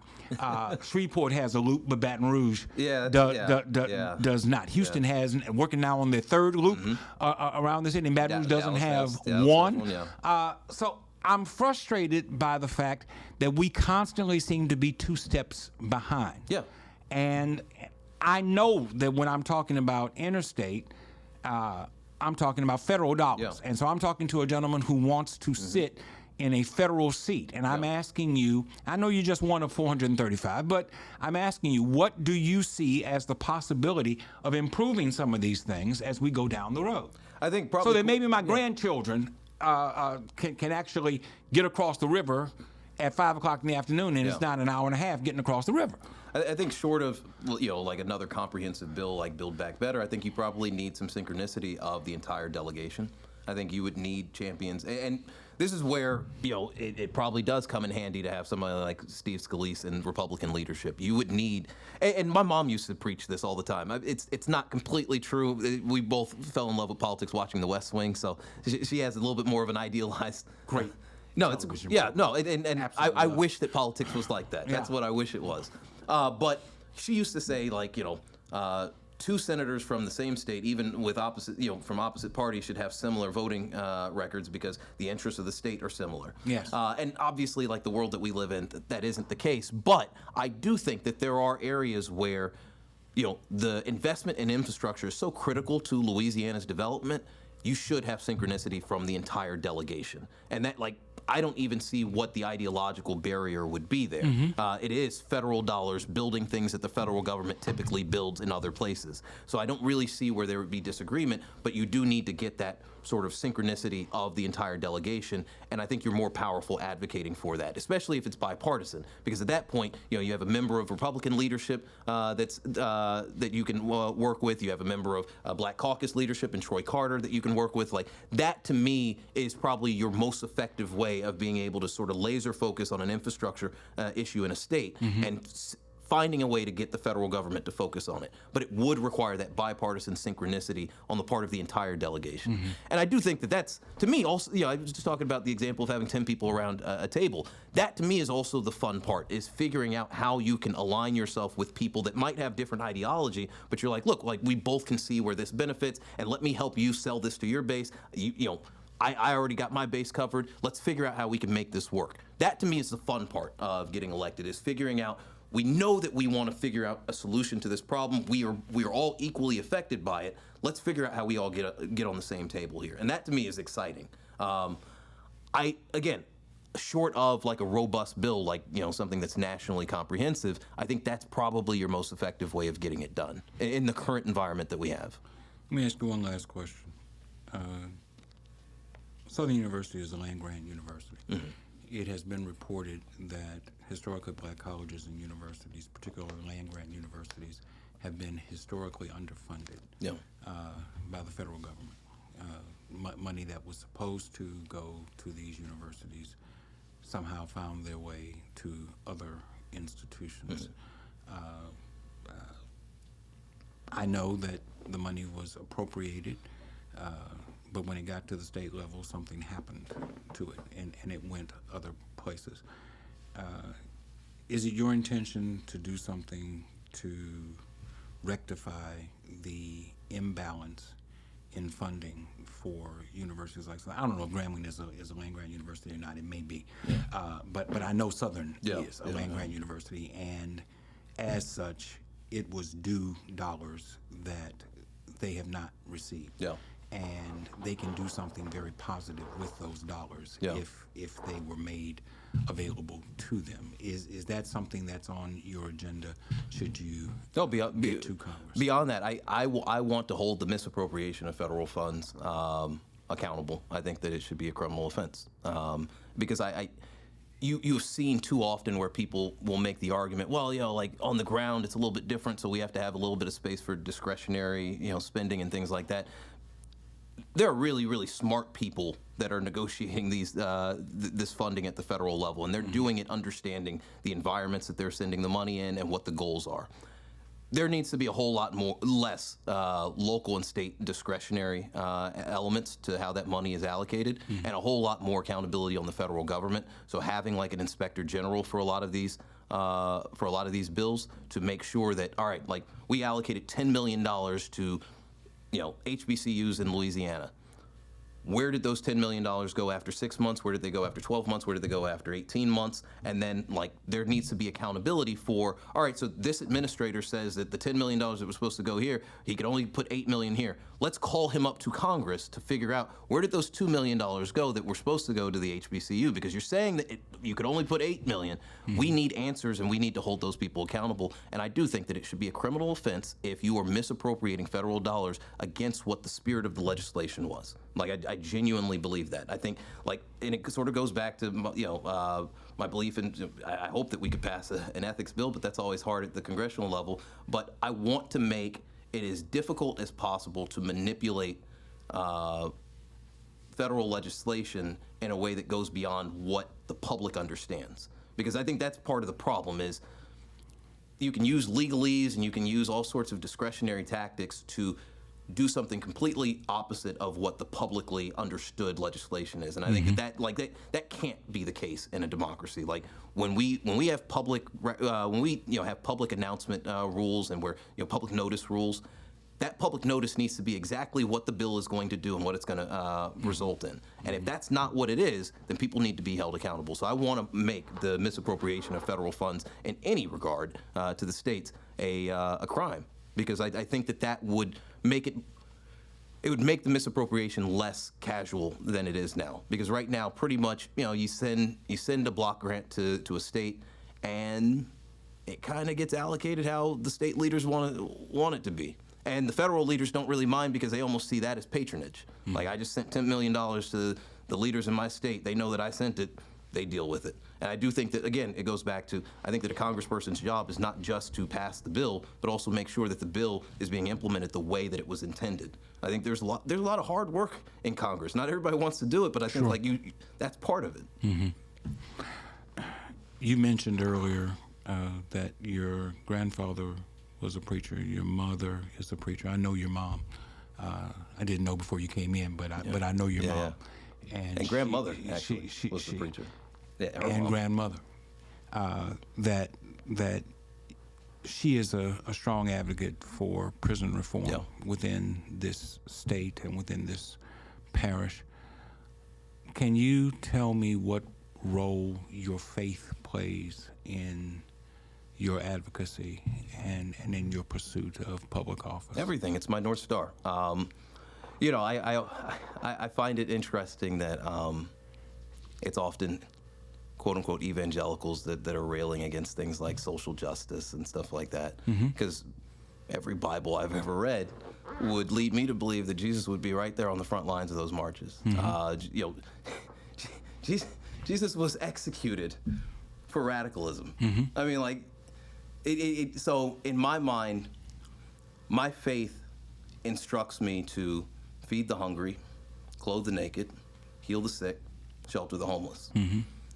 I don't see how I could have those values and not then prioritize things like ending homelessness as a part of my platform. I don't see how I could be a Christian and not prioritize the environment, the shared planet that God gave us and made us stewards of. I don't see how I could not prioritize taking care of the planet and being a Christian. I don't see how I could undercut government programs that are meant to make sure that people don't hit rock bottom. I don't see how I could advocate for cutting those programs and call myself a Christian. I don't see how I could advocate for equality and equity without my two Christian different values. things. Yeah, two very equality different things. and equity. Yeah, two very different things. Yes. Two very different things. I think largely, more or less, we've achieved some degree of equality. I think equity is the chapter that we're on right now, and I think a lot of people are learning that. But I think all of those things, like my entire platform in my mind is informed by my faith. It's also why, I don't, as much as I consider myself progressive, really my ideology is that I'm a Christian. I am somebody that wants to make the world a better place. I want people to be kinder to each other. I want people to be accepted. I don't want people to suffer, and I want people to be heard. And that, to me, is completely informed by my faith. The other way that my faith is it plays a key role is just kind of the nature of this campaign. It's not easy, right? It's not easy to challenge power. It's not easy to challenge the status quo. But I really, really do feel, and people who may not be of faith will roll their eyes at this, but I really do feel that God has called me to this moment. I don't know what the outcome's going to be, but I do feel like God has called me to this moment. And there have been some dark days where I'm like, God, I would really love just to like work a 9 to 5 right now. It'd be really, really nice. And it's God's voice, and the way that God speaks to me is often through. I had a brother downtown. I live downtown. I had a brother stop me as I was going into the grocery store, and he was riding a bike, and he was a homeless brother, but he said, "You're the guy with the dog." And I was like, I mean, maybe because I walk my dog downtown and all that, so I didn't know what he was like. No, like I just saw your video. I just watched your video, and I know you're gonna win. I know you're gonna do good things. I know you're gonna be amazing. And then he told me his story, that he was a military vet, and kind of shared a lot of personal adversity that he had gone through, and. He talked about how he hadn't had access to, shelter and things like that. And he wasn't asking me for money. He was just telling me, his story. And at the end of it, he was like, he explicitly said, "Look, I'm not asking you for anything like that. The only thing I'm asking you is when you win, you keep those same values and you fight for people like me." And that's the way that God speaks to me through this. I have an obligation to represent the values of my faith in this race, not so much as an evangelist, I'm talking to atheists as much as I'm talking to Christians, but I have an obligation to carry my values that are informed by my faith into this race, because I also think that those values are values that ultimately would make the world a better place. And when I'm told by just random folks, I consider them to be angels, when I'm told by random folks that those values are shining through in my campaign, and that the only thing that they really care about is that I don't lose that North Star, that I don't lose that moral compass, that to me is reinforcing that I'm on the right path and that God is still directing my steps. And I don't think I can feel much more fulfillment than that, knowing that I'm in the place that God wants me to be. I am hopefully representing my faith and Him in a way that is pleasing, and that hopefully in some way, shape, or form at the end of this, no matter what the outcome, that, and I don't mean to sound hokey, I don't preach, but that God's will be done. And that is, to me, that's the only thing that I can hope for. I mean, obviously I can hope that God's will is that we win, but the fact that people are seeing my values shine through in this campaign, and that their encouragement of me is to keep my values, that to me, I think, not only makes me feel like I'm doing the right thing, but also, makes my mom feel proud, because she'll get the stories back. She'll, somebody will say, "Man, I just saw your son, heard your son. He's amazing. I can tell he's your kid." That's also the other thing that makes me feel pretty good, because my mom's the best person I've ever met before. So if people say that one of the things that they can tell when they see my campaign is that I'm her son, that's pretty good as well. Look at that camera. That's your camera. And explain to our viewers why they should vote for Quentin Anthony Anderson. Okay. Well, my name's Quentin Anthony Anderson. I'm running for Congress in Louisiana's 6th Congressional District. I'm running because I think that we can do better than bought and paid for politicians that are more interested in themselves than the interests of the people. I'm running because I do think that it's time for a new generation of leadership, a generation that is more in tune with what's been going on, but also that understands that the solutions aren't nearly as far away or as elusive as sometimes our leaders make us think. I'm running because I think that Louisiana can do so much better than we've done before. But in order for us to get something different, we have to do something different. You have to vote for the leaders that share your values. You have to vote for the people that care about you and that are willing to show that respect to you in tangible ways. I'm knocking on doors, I'm making calls. I'm not the richest candidate. You probably don't know me until you saw this. But I think that I'm presenting an alternative that people are excited about and that people can believe in. I'm hoping that you'll look me up, look up my story, look up my positions. My website is anderson2024.org. And hopefully, next time I'm in town, you'll come by and see me. Quentin Anthony Anderson, thank you for taking the time to come and share with us. Absolutely. Thank you for viewing. Thank you for listening. We'll be back again next time.